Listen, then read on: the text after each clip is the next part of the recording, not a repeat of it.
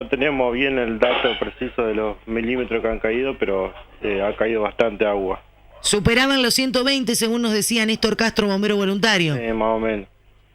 ¿Cuál es la situación de la ruta y la autopista, jefe?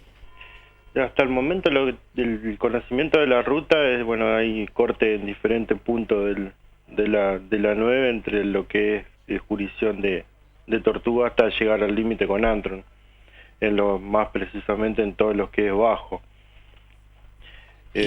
¿La autopista es normal? La autopista está en circulación normal, todavía no dieron conocimiento de que haya pasado el agua sobre la cinta asfáltica.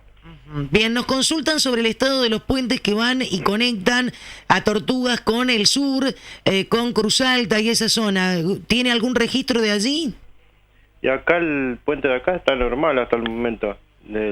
Habría que con el transcurso de los días del día ver si se llena más el arroyo, pero hasta el momento está normal.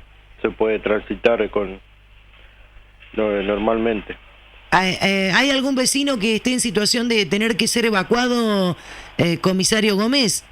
Y hasta el momento han llamado dos familias, están viendo no la evacuación, pero llamaron solicitando la presencia de bomberos o defensa civil para que se lleguen al lugar. Hablamos del casco urbano, ¿no? De Tortugas. Sí, del casco urbano. Bien. ¿Accidentes no se han registrado? Hasta el momento no.